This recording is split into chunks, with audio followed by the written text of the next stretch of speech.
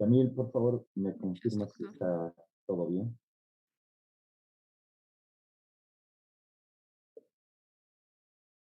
¿Todo perfecto? Ya voy a empezar entonces.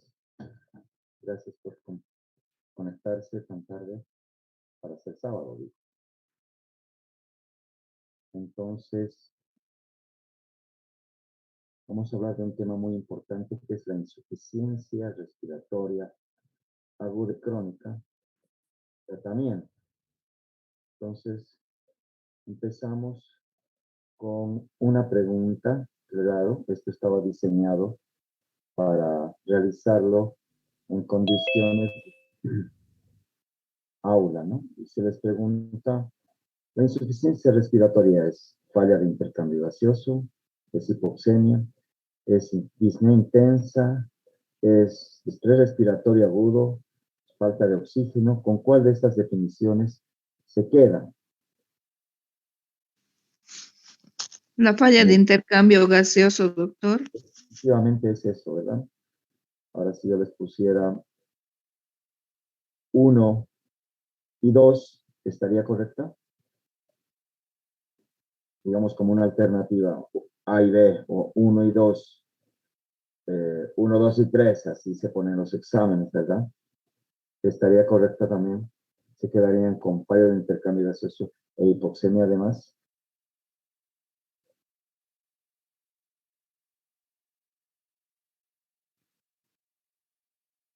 ¿Cómo es? La Sí, respuesta es doctor. incompleto, ¿no? Porque justo es el punto. El punto es que a veces solamente pensamos en que insuficiencia respiratoria está asociada a hipoxemia, ¿ya? Y no solamente es hipoxemia.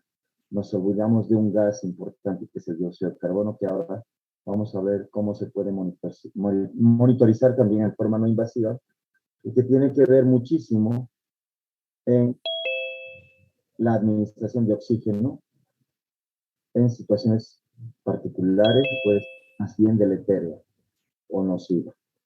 En ese contexto, empiezo entonces a desarrollar la clase y decimos que es falla de intercambio gaseoso, definitivamente, sí. En el examen, porque uno debería poner hipoxemia con o sin hipercapnia. El concepto en sí es el fracaso del aparato respiratorio, producto de la función alterada del intercambio gaseoso propiamente dicho, necesario para atender la actividad metabólica del organismo. ¿Y qué es la cadena respiratoria? La cadena respiratoria son los eslabones que van desde el cerebro, ¿no? Con los centros respiratorios, apneústico, neumotáxico, todas las vías aferentes que van a través de la médula espinal y van a lo que llamamos fuelle tóraco-pulmonar, que está el músculo, la caja torácica, la pleura, y luego dentro de la misma estará pues el parénquima pulmonar con vías aéreas, ¿no? No nos olvidemos que además tenemos una importante red de vasos sanguíneos que forma parte de la circulación pulmonar, las vías aéreas bajas o alvéolos, y lo que más importa es cuando uno capta el oxígeno, es distribuida para llegar a los tejidos, a las células. Cualquier ruptura en cualquiera de estos eslabones va a producir insuficiencia respiratoria. Es un síndrome caracterizado por signos y síntomas, ya lo vamos a ir a ver, que es agudo y que es crónico. Y puede ser secundaria a, un nexo común de enfermedades que ya la vamos a analizar. Necesariamente para hablar de insuficiencia respiratoria tenemos que hablar de gases arteriales. Y a nivel del mar tendrá que ser por debajo de 60 milímetros de mercurio, llamado hipoxemia. Y a nivel de también del mar, el dióxido de carbono, si es que estuviera alterado, mayor a 45, respirando aire ambiente y en reposo y el paciente en vigilia. Sabemos que la hipoxemia es una deficiencia relativa de la oxigenación en la sangre con un valor parcial de oxígeno que se traduce por la disociación de oxihemoglobina en caídas de la saturación por debajo de 90%. Escuchen bien, clínicamente, cuando la presión arterial de oxígeno a nivel del mar está por debajo de 80 milímetros de mercurio, estamos ante la presencia de hipoxemia. Cuando está por debajo de 60, estamos ante una insuficiencia respiratoria real, gasométrica. Hipercapnia será cuando la presión de dióxido de carbono en sangre arterial está por encima de 45. Parámetros medidos para nivel del mar. Yo ya les había hablado el otro día en clase de la fisiología de la altura, los valores extrapolables para ciertas altitudes. Y sabemos que por debajo de 80 a nivel del mar se podría hablar de hipoxemia. Hipercapnia por encima de 45. Y sabemos que en a las ciudades de elevada altitud, 37.5 o más hablan ya de hipercapnia.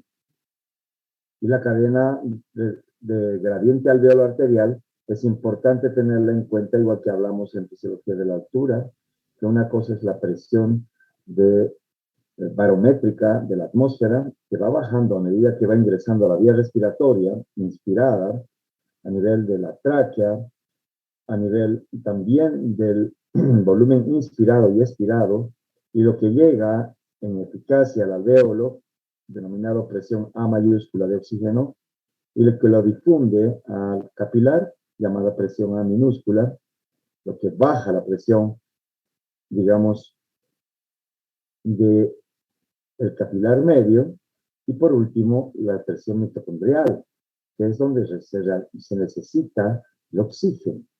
Todo esto llamamos gradiente de oxígeno, pero gradiente alveolo arterial tendríamos a lo que es A mayúscula menos A minúscula. Y eso se llama 10 a 15 milímetros de mercurio. Recordar que a altitudes por encima de la altitud del mar empiezan a bajar no las concentraciones ni las presiones de oxígeno, sino baja la presión barométrica, ¿no? Baja la presión barométrica en Cochabamba, por ejemplo, que se parece a Bogotá, esto extrapolado por los estudios del Dr. Patiño, tenemos 560 milímetros de mercurio. Y podemos ver acá esto. Es esto la ecuación del gas alveolar. Podemos calcular nosotros con esta fórmula, presión atmosférica de acuerdo a donde vives, menos la presión de vapor de agua ingresada a las vías respiratorias, que aproximadamente es el 47%, y se pone 47%, por la fracción inspirada de oxígeno, que normalmente, si no estamos suplementados de oxígeno extra, tenemos 0.21%, 0.21. Todo esto se debe restar a la división de la presión de dióxido de carbono sobre el cociente respiratorio de producción y eliminación de dióxido de carbono, que se estipula en condiciones normales 0.86. Entonces, de acuerdo a eso, nosotros vamos bajando abajo y hacemos un cálculo, un reemplazo. Estamos, digamos, a nivel del mar, 760 menos 47, todo esto multiplicado por un individuo que está respirando aire ambiente, 0.21, ¿ya? Eso tendríamos que restar, digamos, a la presión de dióxido de carbono sobre 0.86. Y acá podemos reemplazar y sale aproximadamente que la presión a nivel del mar de oxígeno que ingresa al alvéolo es de 100 milímetros de mercurio. Por lo tanto, una cosa es A mayúscula y otra cosa es A minúscula, que es lo medido en gases arteriales. Y esto nos permite además hacer la división o la resta, perdón, A menos A, presión calculada de oxígeno alveolar, ¿no?, menos la presión de oxígeno en la gasometría, y eso debería ser de 10 a 15 milímetros de mercurio. Esta es la unidad alveolo-capilar, que a partir de ahora vamos a empezar a tenerla en cuenta para ver las causas fisiopatológicas de insuficiencia respiratoria. Entonces tenemos la presión en la campanita de oxígeno, de dióxido de carbono, la presión alveolar de ambas. Ahí estamos viendo la ventilación alveolar. Y por abajo está el capilar que tiene un flujo permanente, donde sabemos que a este primer tercio o primer cuarto de tránsito capilar, de tiempo de tránsito capilar, ya se ha incorporado, difundido casi el 95 o 99% de todo el oxígeno que tiene que difundir.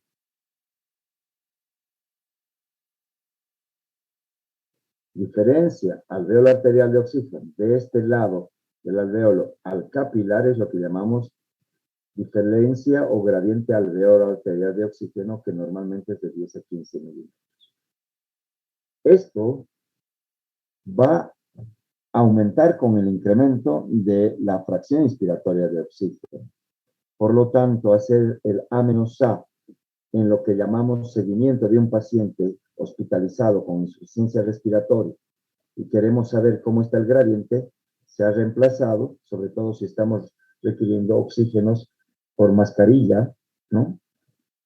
Tenemos que recurrir al índice de Kirby, que es el PAFIO2. El PAFIO2 tan puesto de moda en la pandemia, ¿no?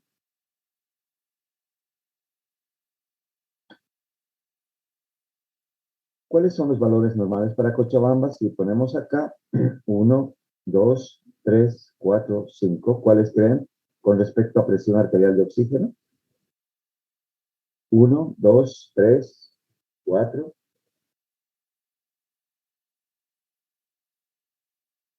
Bueno, esto está, digamos, como les dije, para una clase presencial. Es 62 milímetros de mercurio.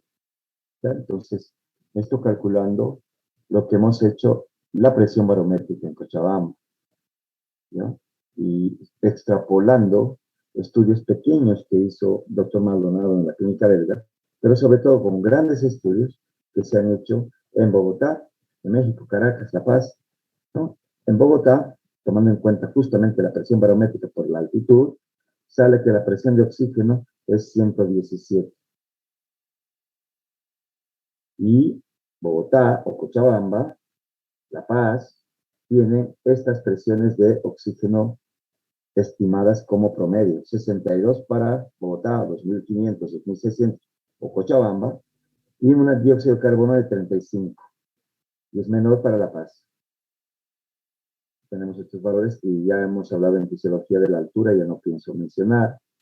Y esto es para Cochabamba, 62 de PA2 y 35 de PA2. Eso es lo que estimamos siempre que haya en Cochabamba. La pregunta, ¿cómo viaja, cómo se transporta el oxígeno en el torrente sanguíneo? Disuelto en el plasma, unido a una proteína transportadora, unido laxamente a la hemoglobina en forma de partículas gaseosas, unido a la carboxihemoglobina.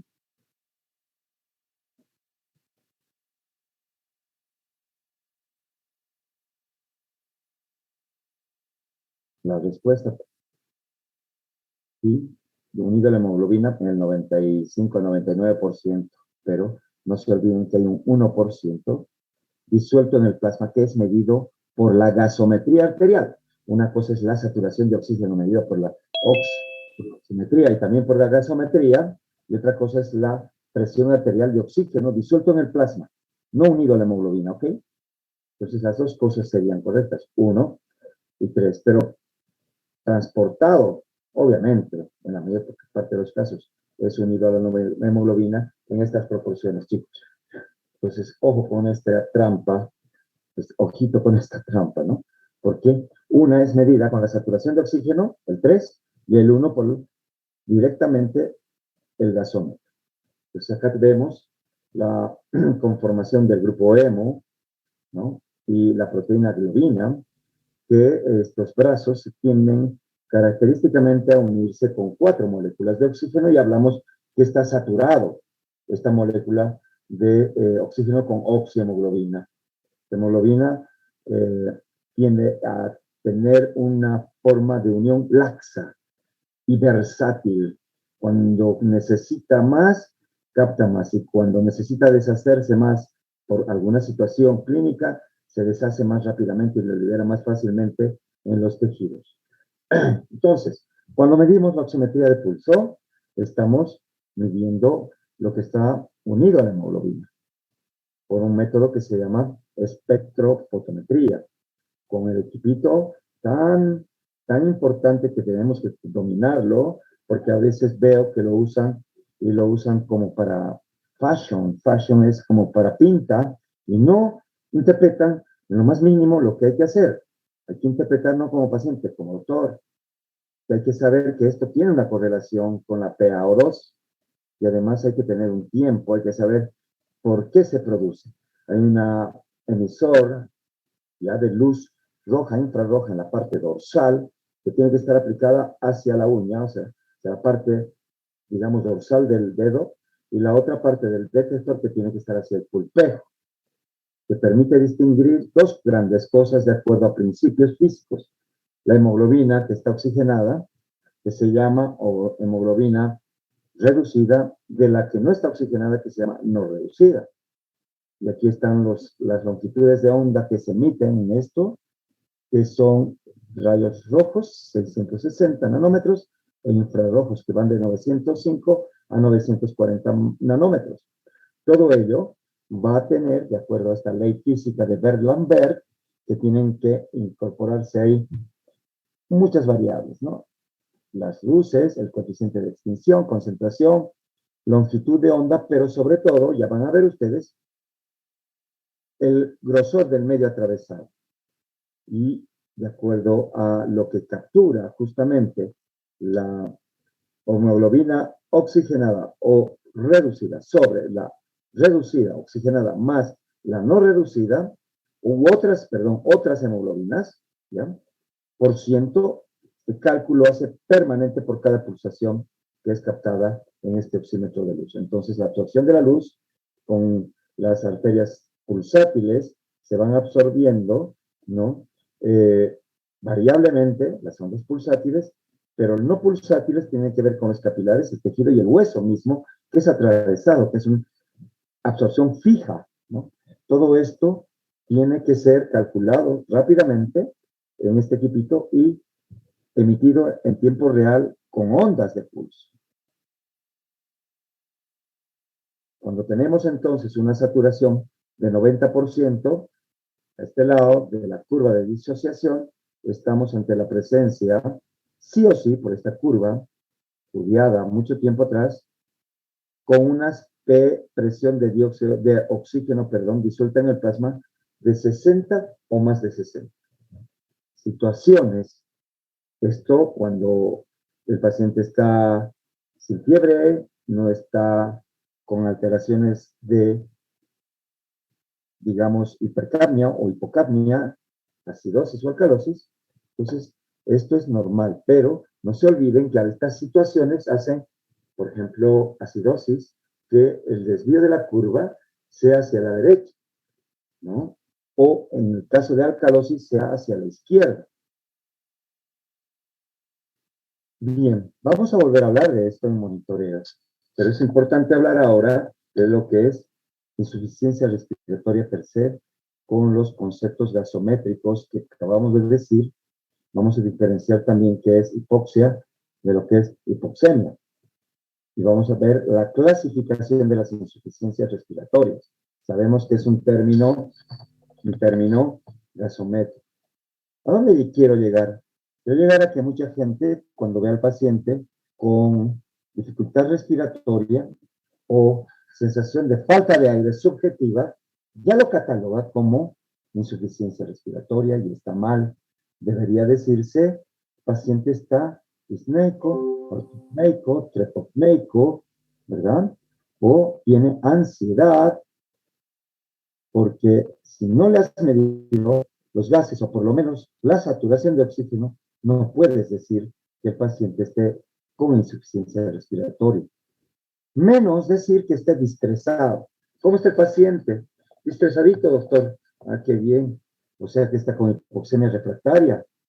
¿Cuál es la causa del distrés? Le pregunto. Y entonces ahí entran en un mare magnum de dudas de sus definiciones.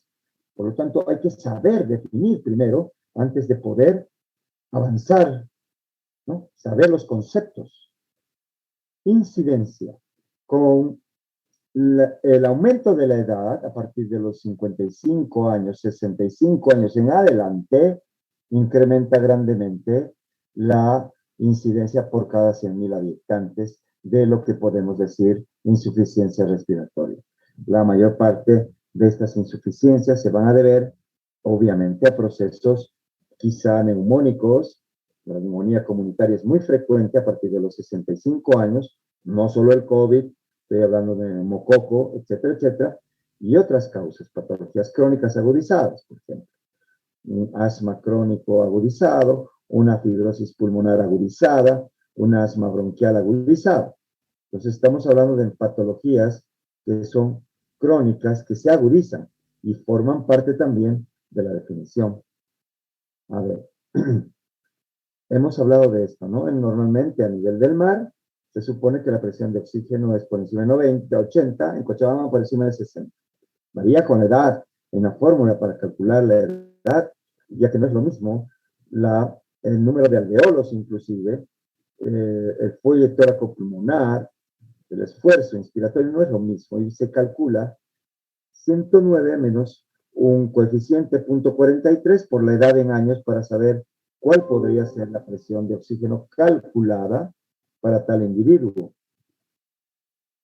¿Qué factores inciden en estas concentraciones? Y no solamente de oxígeno, sino de dióxido de carbono.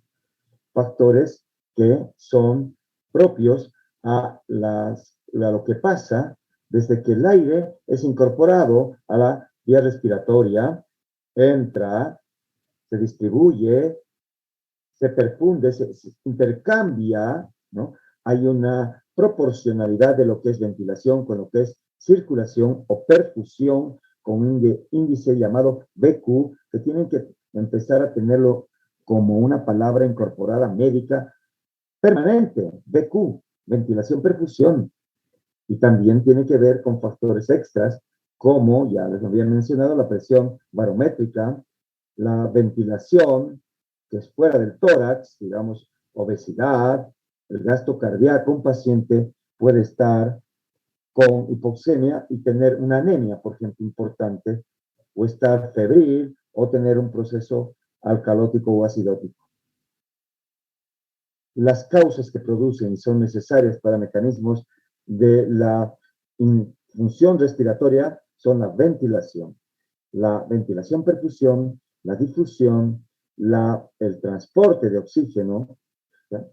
Y el shunt. El shunt en algunos casos puede darse como cosa necesariamente anormal. La ventilación, sabemos que respiramos un cociente de 500 ml, ¿no? Por cada ingreso y sacada de aire.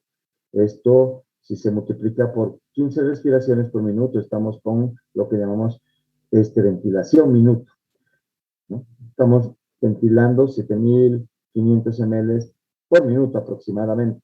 A esto hay que restarle lo que es espacio muerto anatómico. El espacio muerto anatómico, que son las vías aéreas de conducción hasta antes de llegar al alvéolo, son más o menos 150 ml. Entonces ya sería, si haces esto, menos, ¿no? 5.250 ml por minuto nada más. El aire que ingresa al alvéolo aproximadamente son 3.000 ml. Eficaz, ¿ya? Eficaz al alvéolo. Esta es la cantidad de aire, ¿no?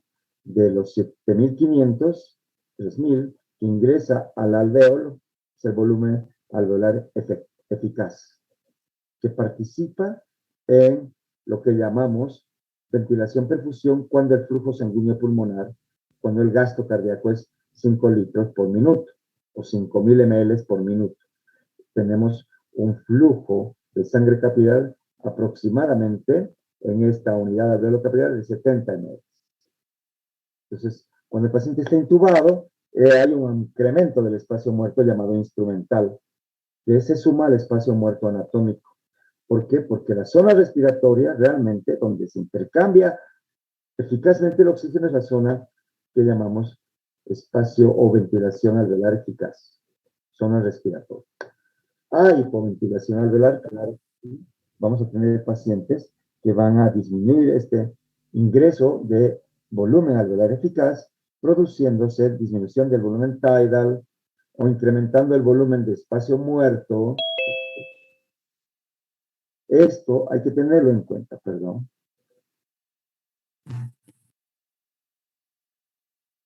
La difusión. La difusión, les he dicho que es por diferencia de presión y es el pasaje de oxígeno a través de la membrana alveolo-capilar hasta los eritrocitos. Y eso es de 10 a 15 milímetros de mercurio. Tienen estas variables.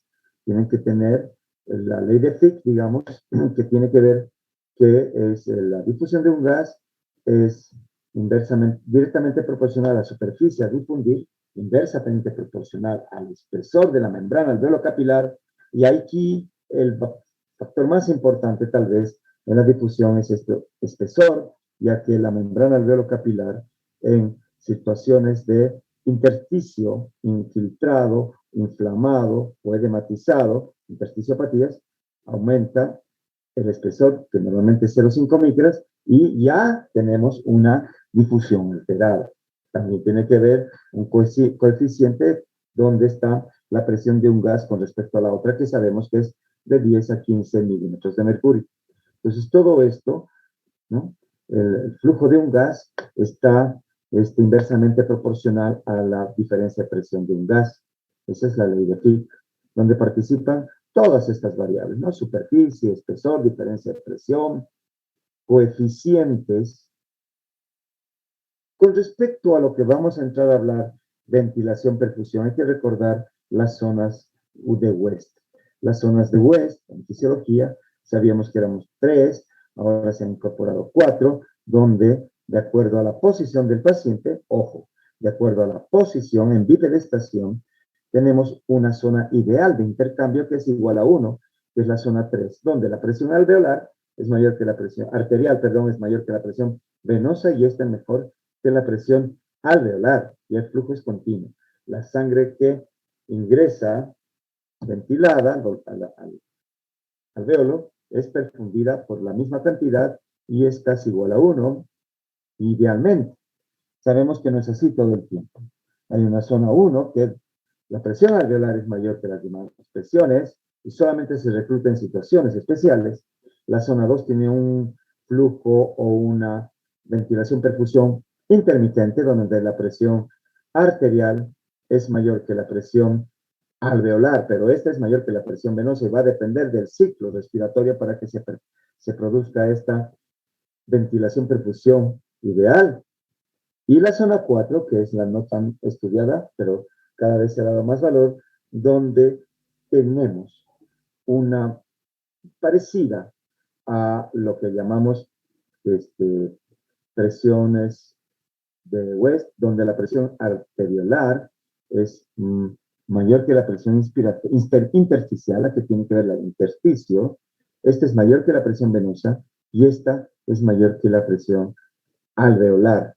Depende mucho esta zona de la posición del paciente, por si acaso. Y la relación ventilación-perfusión es mayormente dependiendo del momento o del ciclo inspiratorio o expiratorio.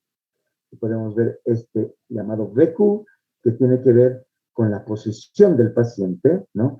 Una cosa es el flujo sanguíneo en rojo, media, que la ventilación es menor desde las bases hasta los ápices y tenemos esta curva que sería la curva de las dos, de flujo y ventilación, donde es de este tipo, ¿no? Es dependiendo de la gravedad de las presiones. En esto, por ejemplo, en esta posición de cúbito dorsal, las presiones cambian porque tenemos una zona 1 de West, que será la parte superior, una zona 2, que será la parte intermedia, la zona 3, casi es la zona basal, ¿no es así? Y es ahí donde se van a presentar las relaciones más iguales a 1 o a la unidad.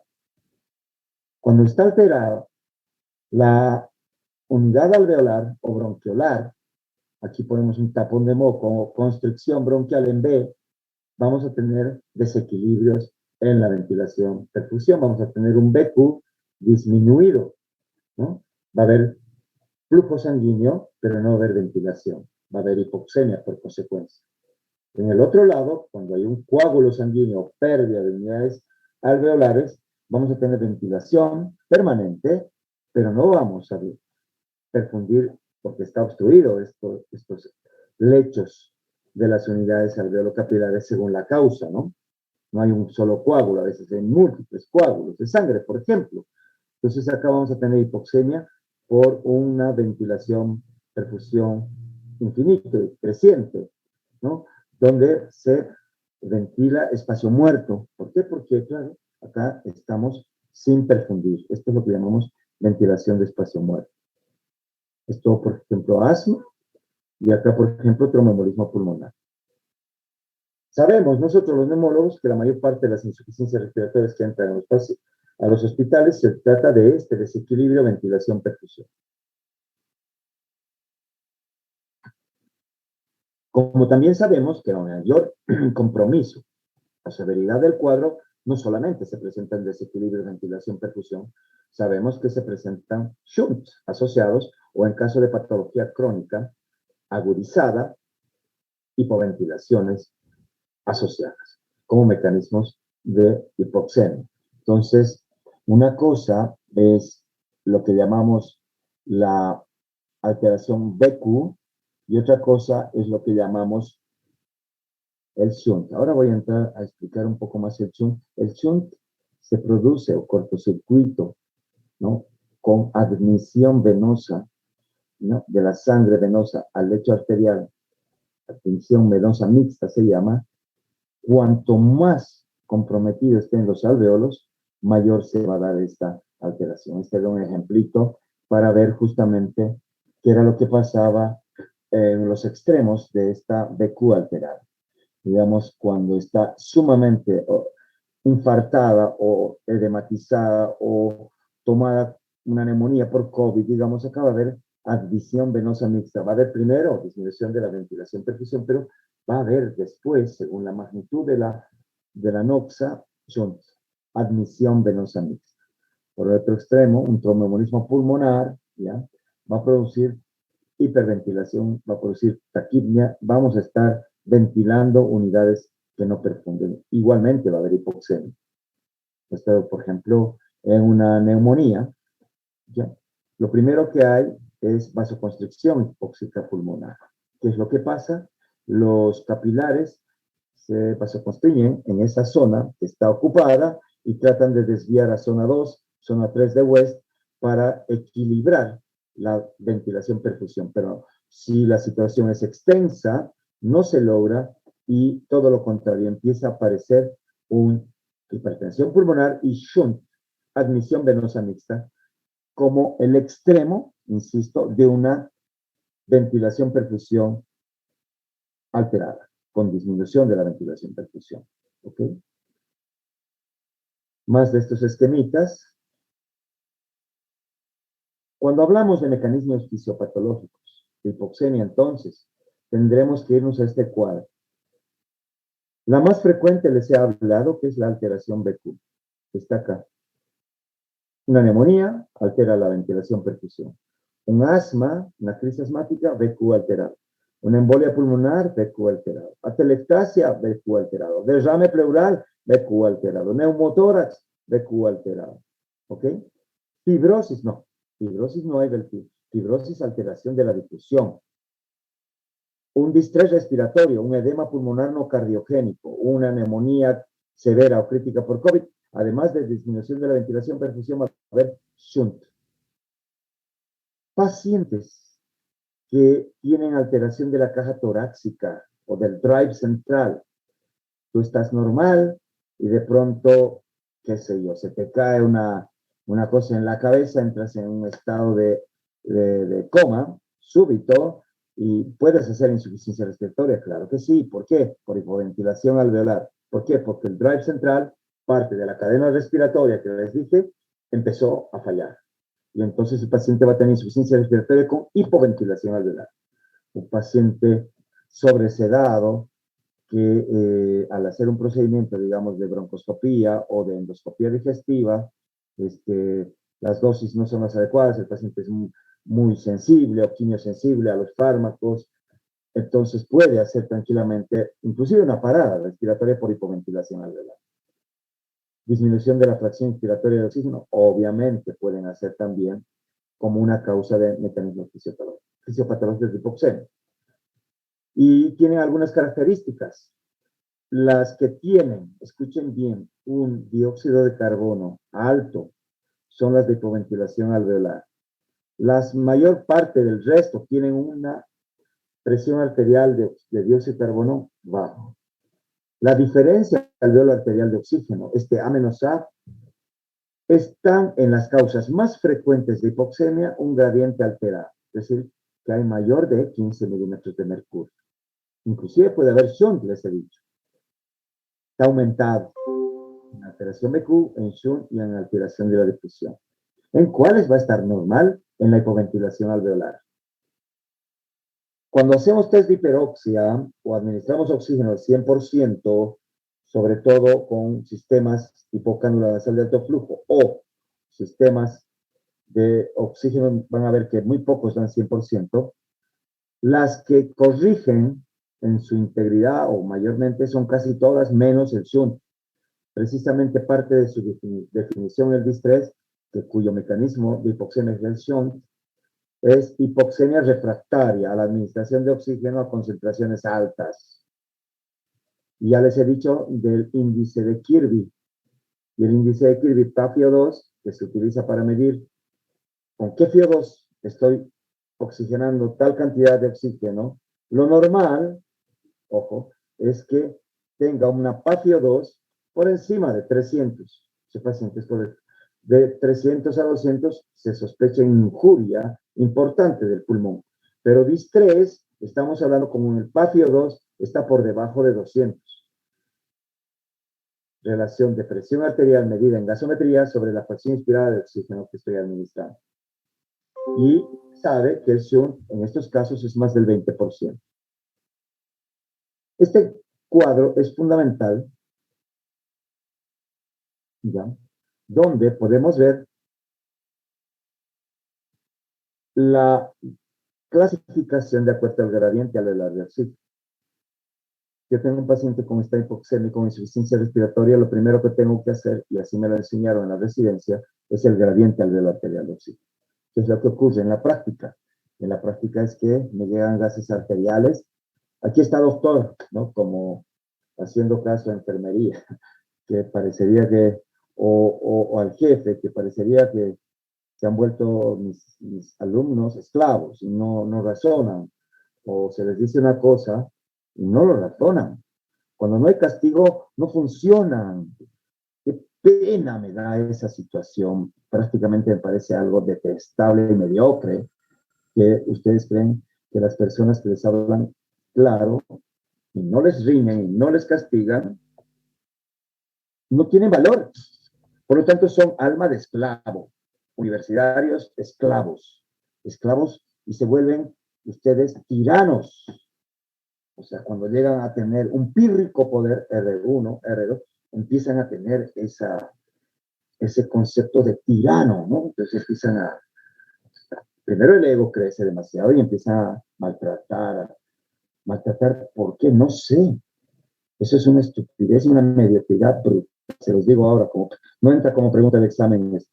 Lo deberían hacerse para su vida misma de aquí en adelante. Preguntarse, ¿cómo puede un médico lastimar a otro médico o a una persona menor que está a su dependencia en vez de cuidarla y enseñarle? Lo lastima. Y lo lastima no porque no sabe, sino porque así está hecho un sistema estúpido, que cada vez se está volviéndose más estúpido. Llegan gases arteriales y no sabes qué fracción inspirada de oxígeno está. Cuando preguntas, lo más lógico que hacen es tirarse la pelotita o hacerse el estúpido, hacerse del otro viernes. Es la neta, ¿no? ¿Qué podemos hacer los demás? ¿Sacar el gradiente alveolar arterial? No podemos. ¿Qué hacen con esos gases arteriales ustedes? No sé qué hacen, pero lo único que están haciendo es ocultarse de lo que no saben y no les han enseñado correctamente. Pues ahora yo se los estoy enseñando. Que tienen que saber qué fracción inspirada de oxígeno tienen sus gases arteriales, ¿ok? Si no, no tiene sentido. La hora, con qué sistema de oxígeno estaba, qué FiO2 estaba, ¿no? Entonces se saca el gradiente alveolar arterial de acuerdo a la ecuación del gas alveolar de oxígeno, alveolar arterial. Si esto es normal, tú piensas que esa hipoxemia es por hipoventilación. O, si está elevada, ya tienes muchas posibilidades, ¿no? Le das oxígeno y si no corrige, se supone, mira, normalmente corrigen entre 5, 10, 15 minutos. Hay que esperar hasta 30 minutos, me parece mucho. Y si no corrige la hipoxemia, estás ante la presencia de shunt. Con eso me vas a decir que está distresado el paciente. Si no me vas a venir a decir que el paciente está distresado porque está con taquipnia. Entonces estás actuando como un mediocre. Eres un mediocre. No estás aprendiendo la forma correcta de expresarte. Y estás diciendo distrés a un paciente con taquipnia. Pues no, no y no. Y se los voy a preguntar en clases. Y si aquel que no sabe en examen diferenciar qué es shunt, cómo lo puede verificar con palabras sencillas, no tiene derecho a pasar neumología. Tiene que repetir hasta saber estas cosas, porque la pandemia me ha enseñado a mí a que muchos han ganado dinero sin saber criterio, y dinero mal habido, y se han muerto sus pacientes en sí. Una vergüenza para el rubro médico, una lágrima para el rubro médico. ¿Dónde quedará eso? Porque los muertos están enterrados, los hijos están llorando sus muertos. ¿Dónde está? En las conciencias y en el universo. Por lo tanto, eso va a volver sobre ustedes, caballeritos.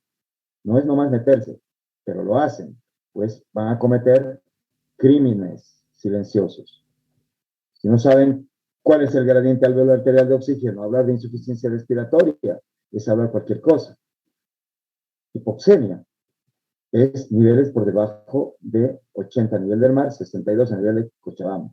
Hipoxia es otra cosa. La hipoxia puede ser hipoxia hipoxémica, hipoxia circulatoria, es hipoxia anémica o hipoxia disóxica. Es decir, cuando hay disminución del oxígeno a los tejidos, no necesariamente hay estas alteraciones fisiopatológicas.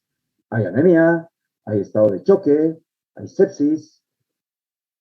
Y cuando hablo de hipercapnia, tengo que saber que la presión arterial de oxígeno tiene que ver, bueno, normalmente es 40 más o menos 3 a nivel del mar. Ya les he dicho que es 36 en Cochabamba, 35, 37, 37.5.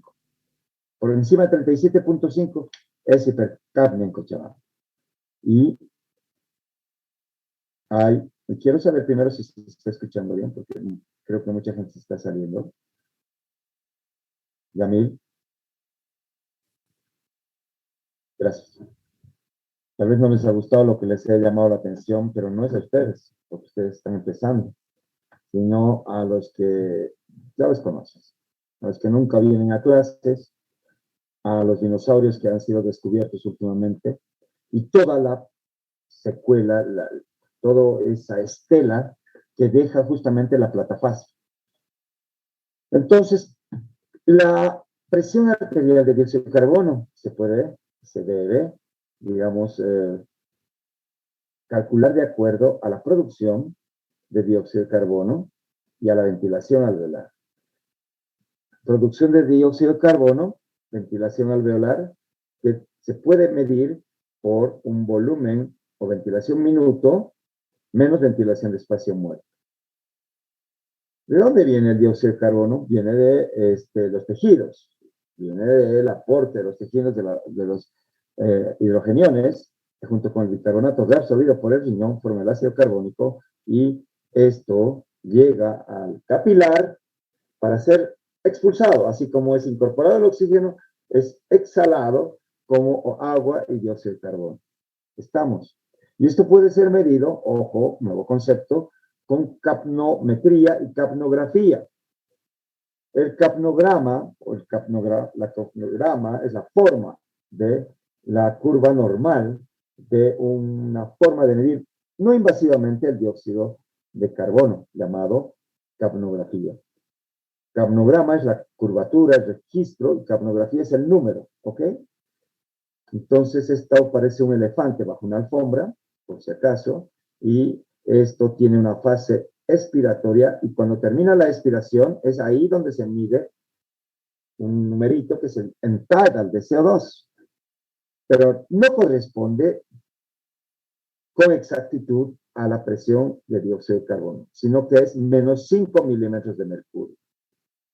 ¿Por qué? Porque la ventilación alveolar efectiva, que es lo que normalmente mide en esta partecita, el end-tidal de CO2, no mide el espacio muerto alveolar, ¿ya? Y esta diferencia de 5 milímetros, ¿ya? Es lo que llamamos PACO, menos PECO. Es decir, la presión arterial de dióxido de carbono menos la de end-tidal de CO2, que normalmente es 5, menos 5. Pero nos ayuda, en caso como el oxímetro de pulso, nos ayuda a monitorizar la PaCO2 por capnometría y curvas de capnografía. Acá podemos ver el electrocardiograma, acá podemos ver la saturación de oxígeno y aquí estamos viendo el end-tidal de CO2. Estamos mostrando justamente cómo está el end-tidal. Si yo digo que está 26, se supone que le faltan 5 milímetros más para que sea lo que se puede esperar en la gasometría arterial. Y hay formas de capnografía, ¿ya? Donde yo tengo lo normal, como es este elefantito bajo la alfombra. Esto se mide sobre todo en pacientes ventilados y en anestesia. Claramente cuando el paciente está extubado, claramente cuando el paciente ha tenido hipoventilación, va subiendo la curva de PaCO2, la end-tidal de CO2, ¿no ven? Cuando el paciente está hiperventilado, va bajando. Cuando el paciente empieza a hacer reinhalaciones, broncoespasmo empieza a subir. Hay muchas curvaturas que nos ayudan en este monitoreo no invasivo de la presión de dióxido de carbono. Y las causas de hipercapnia, no por gasometría, sino por cualquiera de estas, por capnometría, capnografía o gasometría, son hipoventilación y desequilibrios BQ. Hipoventilación disminuye la ventilación minuto. Paciente que está con obesidad mórbida, paciente que tiene una cifosis extrema, paciente que está con una crisis de miastenia gravis. El gradiente está normal. Desequilibrios BQ en enfermedades crónicas avanzadas como un EPOC avanzado, como un paciente con fibrosis avanzada, van a dar volumen minuto conservado y un gradiente aumentado. Son dos tipos de causas de insuficiencia respiratoria hipercapnia. Ya vamos a ver que estas se llaman tipo 2, porque las tipo 1 son las fundamentalmente hipoxémicas. Entrando ya a la clasificación, tenemos las agudas y las crónicas de acuerdo al tiempo de instauración. Si es rápida, si el paciente no tiene antecedentes respiratorios, tiene una muy mala tolerancia a este nuevo estado de hipoxemia. Cuando el paciente tiene habitualmente hemoglobina normal, no está con poliglobulia, suele haber rápidamente una acidosis, sobre todo si hay hipercapnia. El bicarbonato no da tiempo para reabsorberse y tratar de compensar la acidosis, es rápido y el estado nutricional es bueno. Para diferenciar del crónico, cuya instalación es progresiva, ni se ha dado cuenta a veces el paciente, ¿no? O el médico, casi siempre te cuenta que él ha fumado mucho o tiene como enfermedad de base una fibrosis o es obeso mórbido. El paciente está tolerando esta hipoxemia, tú le estás monitorizando la saturometría, está con 82, pero no se va a morir, ¿no? No se va a morir, tú tienes que saber diferenciar qué es lo crónico de lo agudo. La hemoglobina suele estar incrementada, el pH suele estar normal, el bicarbonato empieza a elevarse si ha pasado algunos días de esta situación, sobre todo si hay hipercapnia. Y como el paciente suele adoptar una respiración rápida y superficial para compensar la hipoxemia, está taquipneico, empieza a gastar energía y tiende a tener un estado nutricional muy mal. La diferencia alveolar arterial es otra forma de dividir la insuficiencia respiratoria en gradientes elevados y gradientes normales. Recuerden bien, todas las causas dan gradientes elevados. Solo las hipoventilaciones alveolares, ¿ya? Todo aquello que importe la caja torácica, las vías aferentes, el centro respiratorio, ¿no? Pero no así tanto el pulmón, van a dar un gradiente alveolo arterial normal. Y si quiero irme a este gráfico, pues es una maravilla, porque está en todos los libros actuales. Integra la insuficiencia respiratoria tipo 2 y tipo 1. La tipo 2 con hipercapnia, pulmón sano, pulmón no sano. La tipo 1, fundamentalmente hipoxémica sin hipercapnia, dependiendo si es crónico o agudo. Bien. Si yo tengo hipercapnia, ya les he dicho, puede tener casi siempre pulmón sano, pero el centro respiratorio y las vías y el cuello externo están dañados, ¿no?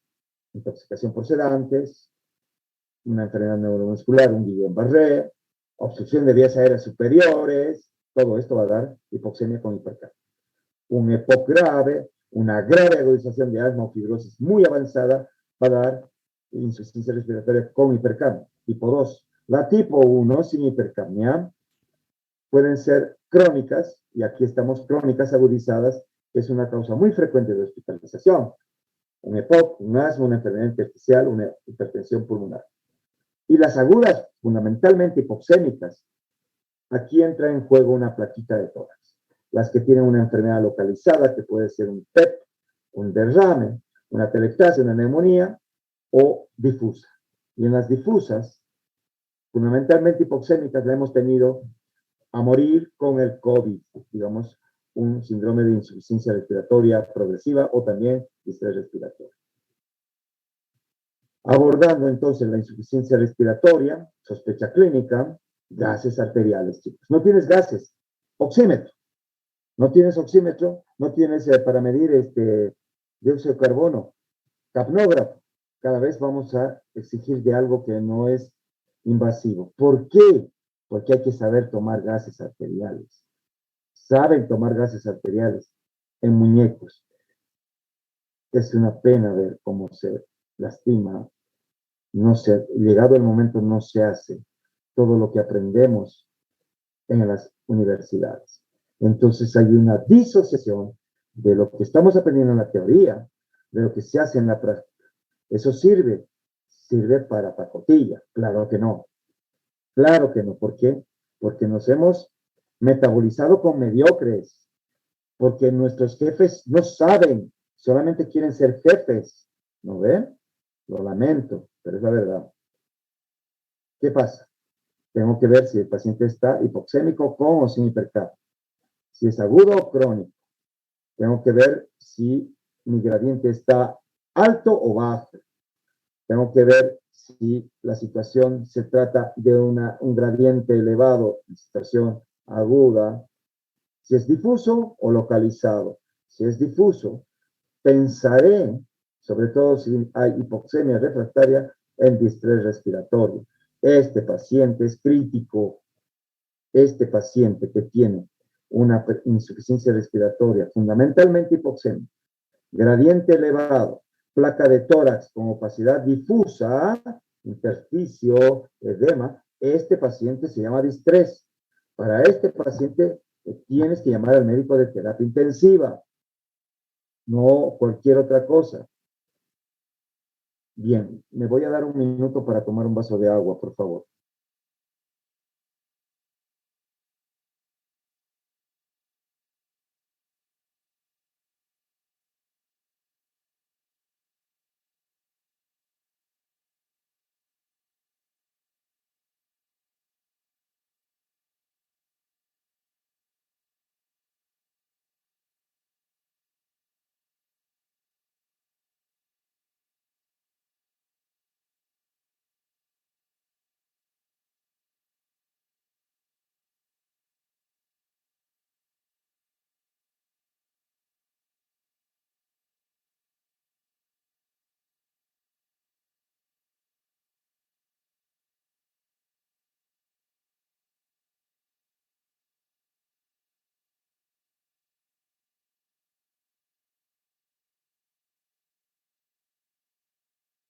Gracias por la comprensión. Vamos a entrar a lo que hablamos que puede ser el tratamiento. Clínicamente es importante valorar una de otra. Paciente que está taquipneico, ortopneico, cianótico, con uso de músculo uso de músculos accesorios, supraclaviculares, acá retracción supraesternal, fundamental, hacer en estos casos el índice de ROX, que es un índice integrado que calcula frecuencia respiratoria, saturación y fracción inspirada de oxígeno que está recibiendo el paciente como datos respiratorios. Y signos no respiratorios en este síndrome de insuficiencia respiratoria. ¿Cómo está la parte mental? Está obnubilado, está angustiado, está ansioso, está taquicárdico, está hipotenso, está sudoroso. ¿Okay? Es fundamental. Tengo que hacer los gases arteriales, para lo cual tengo que saber qué son los gases arteriales a medir. Dióxido de carbono, presión de oxígeno, bicarbonato, ¿no? La saturación de hemoglobina, se puede medir otro tipo de hemoglobinas, carbaminohemoglobina también, metahemoglobinas, y obviamente el pH. Entonces sacamos esta sangre de gasometría de la técnica importante que tenemos, ¿no? La técnica importa infiltrar en la medida de lo posible poquito de lidocaína entre los dos dedos que vas a insertar tu aguja, que tiene que estar hiperionizada y que tiene que entrar a 45 grados, ¿no? Entre tus dos dedos que has palpado, la arteria radial, ¿no? Es importantísimo. Antes de eso tendrías que hacer el test de Allen para ver si hay circulación presente en el arco palmar superficial entre lo que es radial y lo que es cubital, si no hay obstrucciones, trombosis, isquemias. Muchos pacientes suelen ser ya mayores y tienen inclusive ateromatosis a ese nivel. Entonces comprimes ambas zonas de la cubital y la radial, y luego de que el paciente hace 3 maniobras de flexo-extensión de los dedos, dejas que se abra los dedos, la mano, y sueltas primero la radial y ves la perfusión capilar, que debería darse entre 3 a 5 segundos como máximo. Si tarda, algo pasa. Ya no deberías hacer ahí. Tendrías que pensar que tu paciente pueda tener una enfermedad arterial periférica. Entonces, haces del otro lado también y ves también si perfunde esa zona, que el tiempo de lleno capilar es 3 segundos, máximo 5. Si todo está bien, procedes en este orden. A funcionar primero las arterias radiales de un lado o la del otro. Idealmente, con técnica depurada, que lo vas a logrando conforme vas haciendo las prácticas, infiltrando. Antes yo hacía un poquito de lidocaína con una hoja de insulina, porque es bien dolorosa cuando tomas unas raíces nerviosas, ¿no? Si el paciente está anticoagulado, mejor pídele a un médico experto que te lo haga, porque vas a hacer hematomas, ¿no es así? Si no funciona acá, arterias cubitales o braquiales, de uno o del otro lado. Si no funciona acá, recién las femorales. En el paro cardiorrespiratorio a veces nos vamos directamente a la femoral, porque claro, no hay pulso acá, no hay pulso acá, y tenemos que ir a la femoral. Eso es otra cosa. Problemas frecuentes con la gasometría, extracción de sangre no arterial, y aquí lo voy a poner en bien grande. Cuando no sabes la presión inspirada de oxígeno que está recibiendo el paciente. Desconocimiento de la FiO2.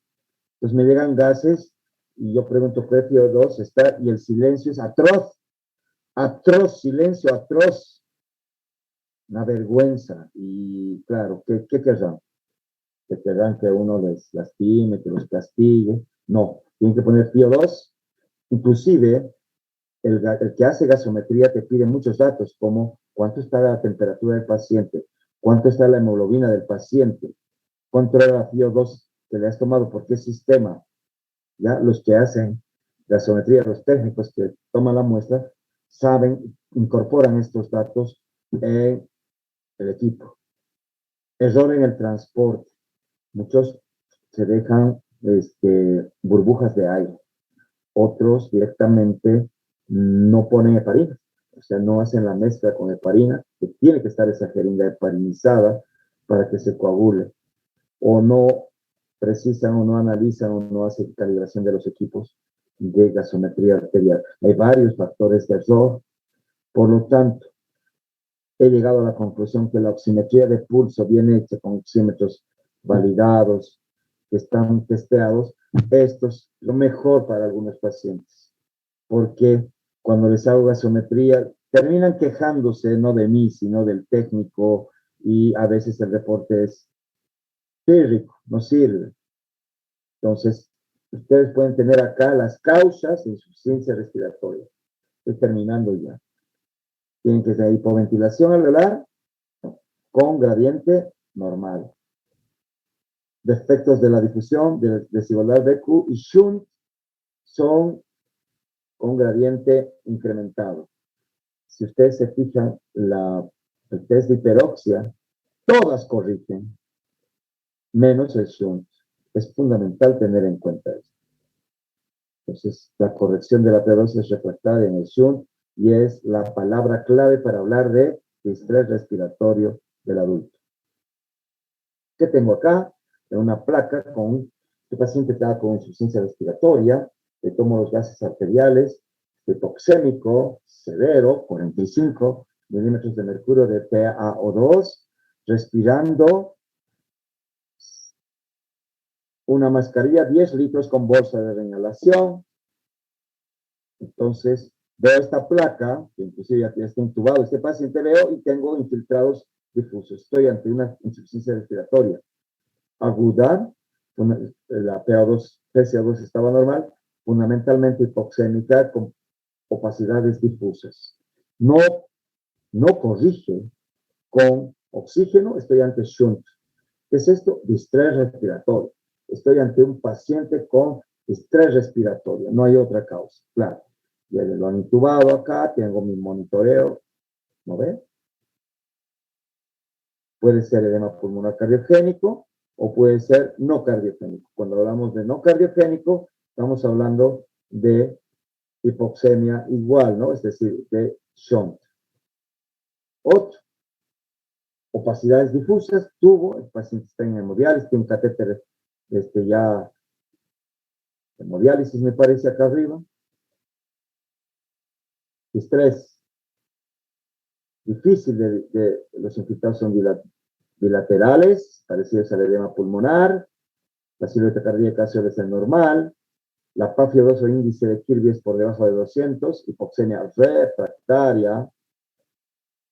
Muchas veces se puede medir la presión en cuña, no es necesario hacer el catéter de Swan-Ganz, en algunas unidades sí lo hacen, pero ya no de rutina, no debe hacerse. Si no se puede hacer un ecocardio, y siempre en un distrés hay una causa predisponente. Si no lo sabes, pues averígualo, pero casi siempre es infecciosa. Puede ser de causa pulmonar, una neumonía por COVID, por influenza, una aspiración de aspiración de contenido gástrico, un síndrome de broncoaspiración, o puede ser una sepsis o de foco a distancia, ¿no? Digamos un foco abdominal, o puede ser un paciente multitransfundido con más de 8 unidades en un paciente chocado, que de hecho es causa también de este distrés respiratorio. El tratamiento, voy a terminar porque es largo, siempre tratar la causa. Siempre antes hacer el análisis de cuál es la causa probable de insuficiencia respiratoria. En mentes entrenadas esto se hace rápido y se hace buen tratamiento. La oxigenoterapia es clave y hay sistemas, ¿no? De bajo y alto flujo, confiados confiable, confiados no confiable, antes de llegar a lo que llamamos intubación y ventilación mecánica. Hay métodos como la cánula de sal de alto flujo, hay métodos como la ventilación mecánica no invasiva, ¿para qué? Para facilitar esto que está fallando, que es el intercambio gaseoso, con o sin hipercambio, y que está aumentando el trabajo respiratorio, el uso de músculos accesorios, la respiración paradojal, que es ominoso signo que nos indica que este paciente tiene que estar soportado con un ventilador extra. ¿Ok? Esto quería hablarles. Hay mucho más. Yo tengo, mira, querido, te voy a pasar esto, la cantidad de diapos que me quedan. Me quedan hablar de los sistemas de oxígeno, cánula, ventajas y desventajas, cuánto aporta una mascarilla con bolsa de inhalación parcial total, cuál es el sistema Venturi, cuáles son los peligros del sistema Venturi, que es la cánula nasal de alto flujo, que es el oxígeno nebulizado, ¿okay? Y situaciones crónicas más. Temas un poco el tiempo, chicos, ¿no? Entonces, yo les voy a pasar las diapositivas y ustedes lo van a complementar. Yo me gustaría que revisen Barreras. Es un texto muy digerible y obviamente Harrison o cualquier literatura de revistas como Archivos de Bronconemología, por si acaso, son free, vienen de la CEPAR. Tengan ustedes buenas noches. Muchas gracias, doctor. Buenas noches. Que le vaya bien.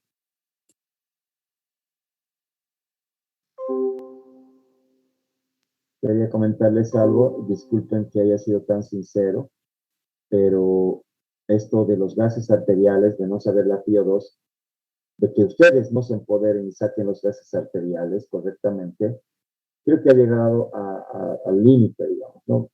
Veo a mis internos que están más ocupados de papelitos, de estar haciendo recetas, que son necesarios, evidentemente, pero no son secretarios. Su función es también esto. Imagínense cómo están pulidos en el internado. Pero la otra es saber qué fracciones pilares de oxígeno está con esos gases arteriales, hacer la diferencia alveolar arterial de oxígeno, saber si puede ser por hipoventilación, por alteración BQ, o si el paciente está distresado. Me parece que con una gasometría y una placa de tórax, normalmente uno puede hacer maravillas y tomar decisiones a posteriori. No puede ser que un paciente que entre con insuficiencia respiratoria hipercápnica, un obeso, un EPOC, le den oxígeno, mascarilla y se olviden del dióxido de carbono. Ese paciente va a empeorar. ¿Por qué? Porque ese paciente estaba acostumbrado a recibir una cantidad de oxígeno, su centro respiratorio, que era baja, son hipoxémicos, hipercápnicos, y por algún motivo se descompensó, crónico agudizado, y solamente te fijas en la saturación y le metes oxígeno alto flujo, el drive central, que tiene un estímulo hipóxico para devolver una ventilación dada para ese nivel de oxígeno, se suprime e hipoventila y puede parar, y de ahí vienen situaciones que son dramáticas. A ver, son muchos años que ya estoy ejerciendo la medicina y cada tanto me logro ver esto, y no solamente obviamente en los internos, sino en médicos formados, y no pasa nada.